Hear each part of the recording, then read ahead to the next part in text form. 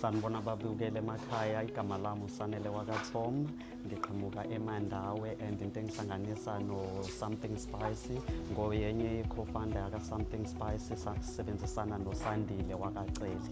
Ama-service ethu ama-curry powder siyamixela o-curry powder bethu depending ukuthi wena ufuna into kanjani.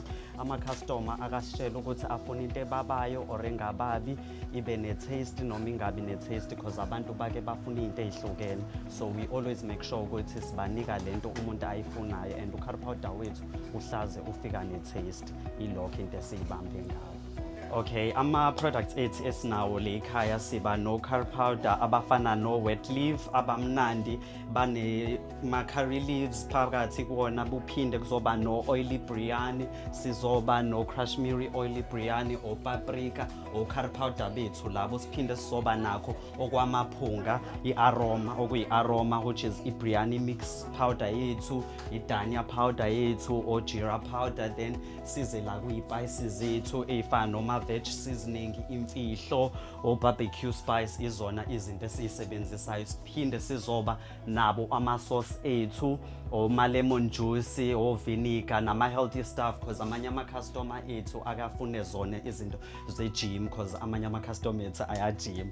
Sibe nama-paste ethu ngalana ahamba phambili, i-Debs biryani masala, then o-ginger and garlic njengoba nibona nje, noma popcorn. Siphinde-ke sibe nala ama-grains, ama-grains ethu ama-lentils, ubhontshisi, amakinati no-popcorn, then kuzoba-ke lana ama-prepacked ethu esinawo ekuyiwona ahamba phambili nawo lawo.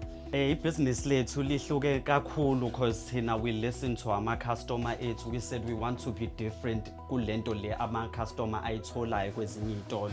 Thina we network with ama-customer, swazise ngazo zonke imix yethu ukuthi kanjani, and if edinga improvement umuntu we also assist nalapho, simazise ukuthi angamixa kanjani, enze kanjani ukuze ibhodwe lakhe ligcine lihlale limnandi ngaso sonke isikhathi.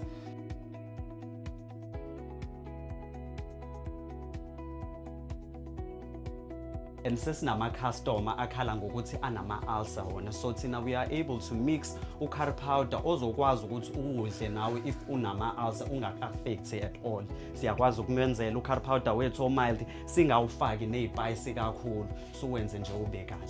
2024 we were invited e-UKZN Youth in Business la esanominatwa khona as osomabhizinisi abasaqala, so sa-invitwa khona, we came second-ke lapho-ke.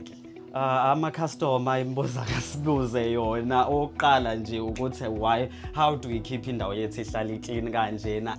Okay, ama-customer akasibuza ukuthi u-curry powder wethu is it for i-chicken noma is it for i-beef. So thina we make sure ukuthi u-curry powder wethu mesikumixela u-curry powder ukwazi ukusebenzisa for noma yini, uba ne-taste, ube ne-aroma, ube ne-flavor. So we make sure at all times ukuthi ama-customer athola lento asuke ifuna umuntu. Okay, omunye umbuzo ama-customer ethu akasibuze ukuthi sivula nini enye branch because it's very difficult ukuthi basithole la eScottsburg kuphela, abanye basuka koMalangeni, basuka koMthwalume. So we are thinking of opening another branch. Sikwi-process yakho njengamanje and sikwi-process ya online yokuthi abantu basithole online bakwazi uku-order kuthina. Right now ama-collaboration esanawo, sinama-quiche akhona la esebenzisana nawo la ngaphandle, like le ndawo esebenzela kuyona, namanye akhona amanye ama-quiche angasemakhaya akasupport esisebenzisana nabo.